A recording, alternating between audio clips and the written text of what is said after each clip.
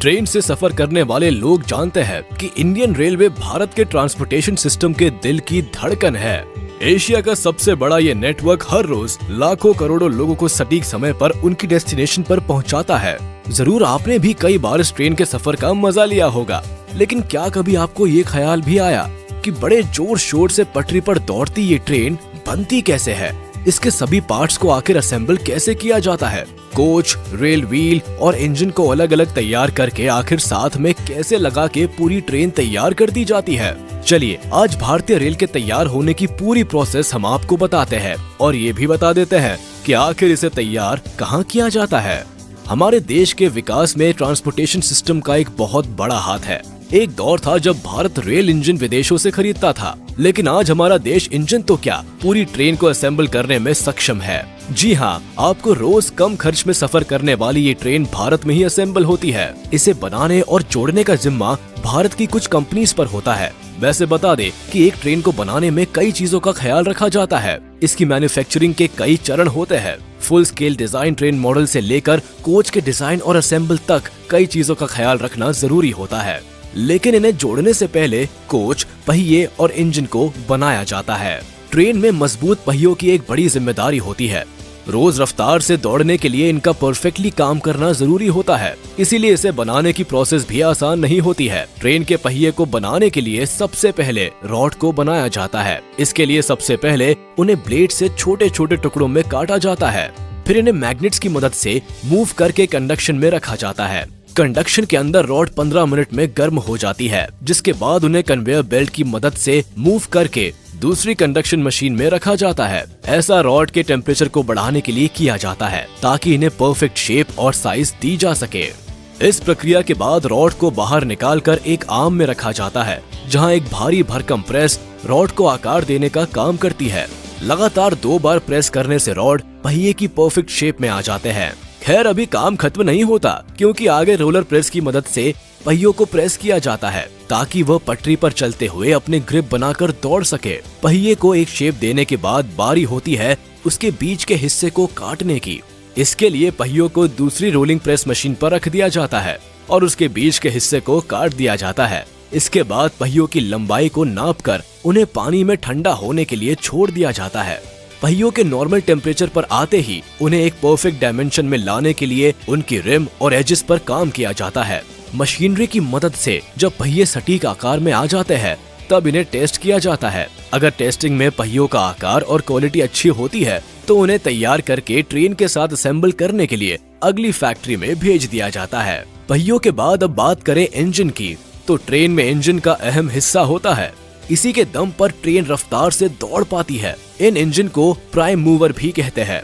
वैसे बता दे कि ट्रेन में लगे इंजन बहुत बड़े और टेक्निकल होते हैं, जिनमें 16 सिलेंडर्स, 32 वॉल्व और 1 लाख से लेकर 1.5 लाख सीसी तक का डिस्प्लेसमेंट होता है। इंजन के अलावा कोच ट्रेन का वो हिस्सा होता है जिसमें बैठकर आप अक्सर ट्रैवल करते हैं। लेकिन ये सवाल कभी किसी के जहन में नहीं आता कि आखिर इन्हें तैयार कैसे किया जाता है। बहुत कम लोग जानते हैं कि ट्रेन के डिब्बे को स्टेनलेस स्टील से बनाया जाता है, जबकि इसके इंटीरियर हिस्से को बनाने में एल्यूमिनियम का इस्तेमाल होता है। दरअसल कोच को बनाने के लिए बड़ी बड़ी शीट्स को जोड़ा जाता है। इस काम में मैन पावर भी काफी लगती है। सबसे पहले डब्बों के सभी हिस्सों को अलग अलग तैयार किया जाता है। जब इसकी एक बॉडी तैयार हो जाती है, तो उन्हें साथ में असेंबल किया जाता है। भारत में रेलवे कोचेस बनाने का काम 1955 से पेराम्बूर, चेन्नई के इंटीग्रल कोच फैक्ट्री में होता है। यहाँ रेल डब्बों की मैन्युफैक्चरिंग के हर हिस्से पर काम होता है। इनके मॉडल से लेकर बॉडी असेंबली और टेस्टिंग का पूरा ख्याल रखा जाता है। जब कोच की बॉडी तैयार होती है, तो उसे पेंटिंग के लिए भेज दिया जाता है। साथ में उनके इंजन को भी तैयार किया जाता है। बता दे कि इस दौरान ट्रेन के डब्बों में विंडोज और बॉडी भी फिट की जाती है। अब बारी आती है ट्रेन के सभी हिस्सों को असेंबल करने की। इसके लिए स्प्रिंग लगाकर एक बड़े प्लेटफॉर्म को तैयार किया जाता है, जिसमें ऊपर ट्रेन का ढांचा होता है और नीचे पहियों को सेट किया जाता है। ध्यान रहे, ट्रेन के मॉडल के हिसाब से पहियों को चुना जाता है। पहिए लगाने के बाद इसमें केबल्स के सारे काम को अंजाम दिया जाता है। साथ ही इसके इंटीरियर को भी जोड़ा जाता है। सीट से लेकर टॉयलेट, कैबिन और एयर कंडीशनिंग की सारी इक्विपमेंट्स को लगाया जाता है। आपने देखा होगा कि ट्रेन कई फंक्शंस और सॉफ्टवेयर्स पर काम करती है। उन सभी सॉफ्टवेयर्स को भी ट्रेन में असेंबल किया जाता है। इस काम में मैन पावर का काफी इस्तेमाल होता है। ट्रेन को असेंबल करने के बाद उसे फिनिशिंग दी जाती है। इंटीरियर को चमकाने से लेकर बाहर की बॉडी को भी परफेक्ट बनाया जाता है और इसके बाद बारी आती है टेस्टिंग की। आपको बता दे कि सबसे पहले ट्रेन में लगाए गए स्टैटिक फंक्शंस को टेस्ट किया जाता है।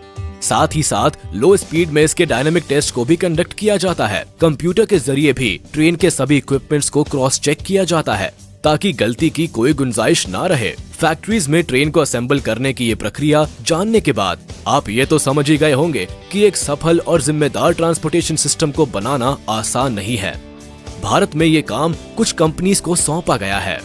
इसमें सबसे पहला नाम रेल व्हील फैक्ट्री का आता है, जो कि भारत के बैंगलोर में स्थित है। इस फैक्ट्री में रेल के व्हील्स, एक्सेल्स बनने से लेकर रेल रोड वैगन्स, कोचेस और लोकोमोटिव्स बनने तक का काम होता है। इसके अलावा जो कंपनी विशेष तौर पर ट्रेन की टेक्नोलॉजी को बनाने का काम करती है वो है BHEL, BHEL यानी भारत हेवी इलेक्ट्रिकल लिमिटेड। आपको बता दे कि इंजीनियरिंग की फील्ड में इस कंपनी का एक बहुत बड़ा नाम है। ये कंपनी एक सरकारी संस्था है जिसे 1964 में एस्टैब्लिश किया गया था। भारत में इलेक्ट्रिक पावर जनरेशन की फील्ड में भी BHEL एक बहुत बड़ा नाम है। इंडियन रेलवे के विकास में भी इसका एक बड़ा योगदान है। इन्होंने रेलवे के लिए इलेक्ट्रिक इंजन और लोकोमोटिव बनाने में भी काफी काम किया है। ट्रेन को बनाने और असेंबल करने का काम मॉडर्न कोच फैक्ट्री रायबरेली भी करती है। उत्तर प्रदेश के रायबरेली में मौजूद ये फैक्ट्री खास तौर पर रेलवे कोच के प्रोडक्शन का काम संभालती है, यानी कि जिन रेल डब्बों में हम बैठते हैं वो इस फैक्ट्री में भी तैयार होते हैं। अब तो आप समझ ही गए होंगे कि ट्रेन के सभी उपकरण को बनाने और साथ में जोड़ने की प्रक्रिया काफी पेचीदा है। इसकी हर एक बारीकी पर काम किया जाता है जिससे आपको एक सेफ ट्रांसपोर्ट सिस्टम मिल पाता है। ट्रेन के मैन्युफैक्चरिंग की ये प्रक्रिया आपको कैसी लगी हमें कमेंट सेक्शन में जरूर बताएं। हम फिर हाजिर होंगे कुछ नए रोमांचक टॉपिक के साथ। तब